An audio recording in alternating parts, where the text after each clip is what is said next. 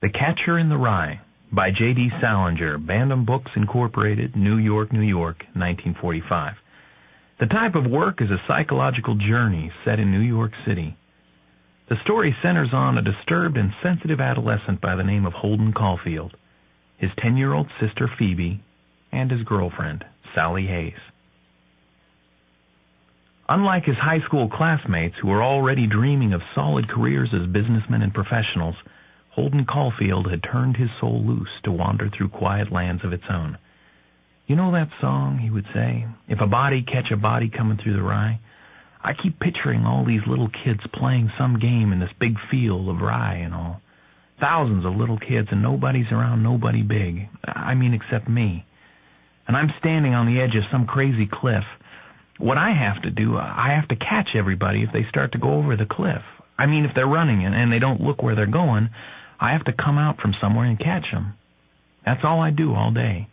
I'd just be the catcher in the rye and all. I know it's crazy, but that's the only thing I'd really like to be. I know it's crazy.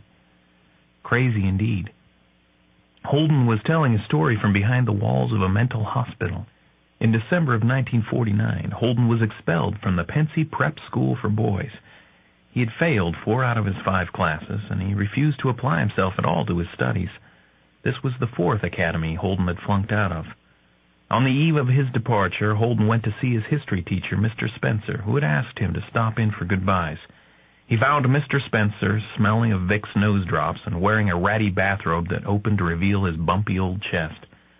Almost immediately, the old man launched into a farewell lecture. "Life is a game, boy," he declared. "Life is a game that one plays according to the rules." Yes, Holden was failing in school and in life, said Mr. Spencer, because he didn't play according to the rules. After suffering through this visit, Holden returned to his dormitory. His roommate, Stradlater, who was prepping himself for a date, asked him for a last favor. Could he come up with a descriptive essay about a house or a room for Stradlater's English assignment? Holden agreed, but after Stradlater left, he couldn't think of any house or room to write about, so he scrawled some lines about his brother's baseball mitt. "My brother Allie had this left-handed fielder's mitt." He was left-handed.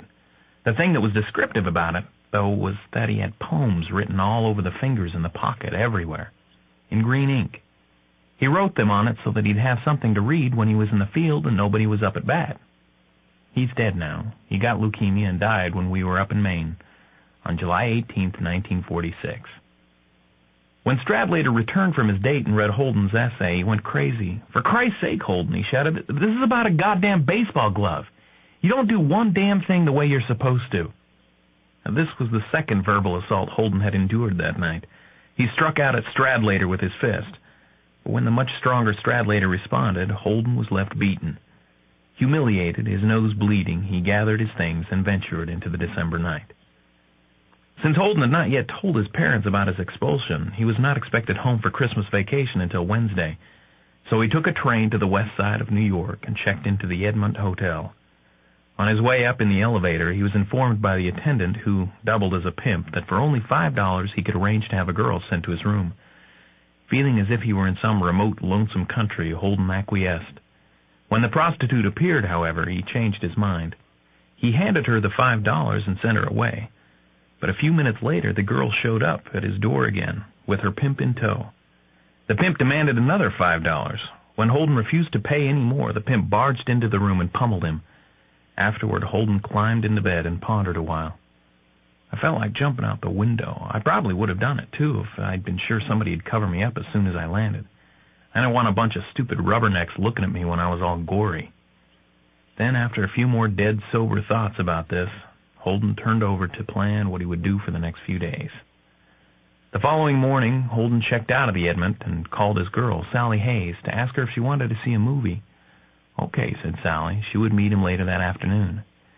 After that, he wandered absently through the streets. Suddenly, he heard a child singing. "If a body catch a body coming through the rye," crooned the little boy. And at that moment, at that very instant, Holden felt happy. The song reminded him of his mission, of what he always wanted to be, the catcher in the rye. Stepping cheerfully, Holden proceeded down the street to a museum, one he hadn't been to since he was a young child. There, standing once more in front of the familiar glass cases, the pleasant musty odor returning to his lungs, he noticed that everything was positioned exactly the way he remembered it. In all those years, nothing had changed. The best thing about a museum was that it always stayed the same, he thought. Certain things, they should stay the way they are. You ought to be able to stick them in one of those big glass cases and just leave them alone. I know that's impossible, but it's too bad anyway. Reluctantly, Holden exited the museum. After the movie that afternoon, Sally and Holden went ice skating. As he gazed out over the rink, Holden couldn't help but think how phony everyone was. Sally, the movie actors, the theater goers, the skaters, all the students at his 4 schools, they were nothing but phonies. Practically the only people who weren't phony, he concluded, were himself, his 10-year-old sister Phoebe, and his dead brother Allie.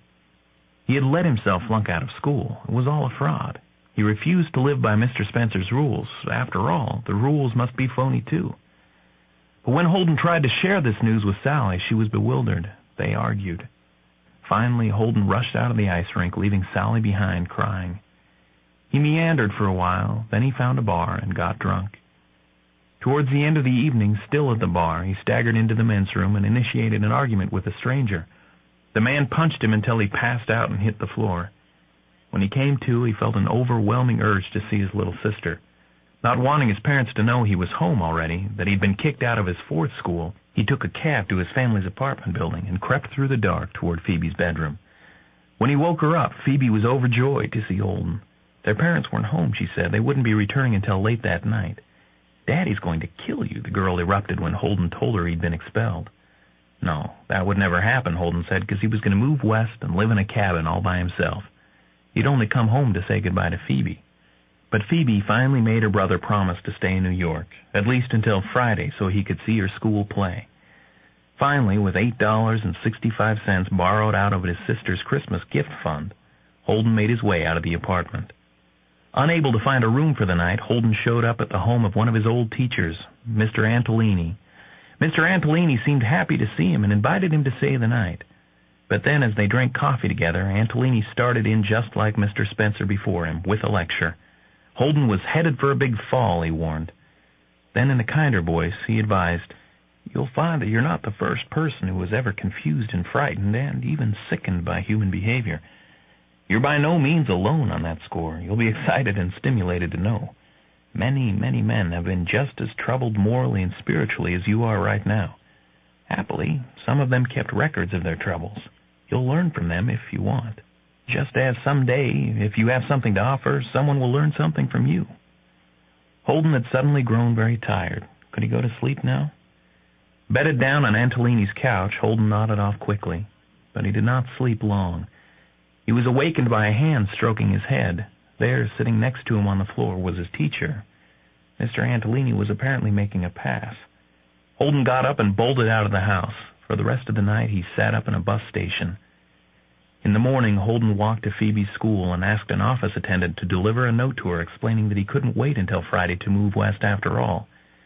He was leaving today, and he wanted Phoebe to meet him in front of the museum during her lunchtime to say goodbye. When his sister showed up at the museum 20 minutes late, she was carrying a suitcase. "I'm going with you," she announced firmly. "No, you're not," retorted Holden. Finally, after a tearful argument, brother and sister decided to spend the rest of the day in the park. Holden could not keep his eyes off Phoebe. He loved her. How idyllic, how perfect, how beautiful she was, riding around and around in the park on the carousel. When D.B., Holden's older brother, came to visit him in the mental hospital, he asked Holden what he thought about all the stuff that had happened. Holden didn't know how to respond. "If you want to know the truth," he said after a moment's thought, "I don't know what I think about it." For over 6 months, the puzzle of Holden's life had remained unresolved. Every now and then there was talk of his being reinstated in school. The question was, could he apply himself? Could he survive? Could he catch himself? No one seemed to know. No one seemed to understand. Even Holden himself just didn't understand. Almost everyone who has weathered adolescence can, to some extent, relate to Holden Caulfield. Though the particulars of Holden's life are unique, his experience is universal. "Many, many men have been just as troubled morally and spiritually as you are right now," says Mr. Antolini. "You'll learn from them. just as someday, if you have something to offer, someone will learn something from you. Holden, however, does not want to teach anybody anything. Instead, he wants to prevent people from having to suffer the way he has. Though he has failed in salvaging his own life, he nevertheless yearns to be the catcher in the rye, the savior who can keep innocent, playful children from falling off the cliff of adolescence, who can keep their lives as pure and unchanged as a museum exhibit. But heroic as these intentions are, Holden has burdened himself with an impossible responsibility. Eventually, every child must fall off the cliff, and there is no catcher in the rye. Holden will never be able to prevent the moment in childhood and the inevitable moments throughout life when anyone who ventures out to play in the rye field finds himself suddenly staring through an unmasked sky at the gray gods below. But perhaps, as Mr. Antolini suggests, just before he himself snatches away Holden's last slice of ground, perhaps in telling his story, Holden will be able to teach somebody else something useful about the encounter.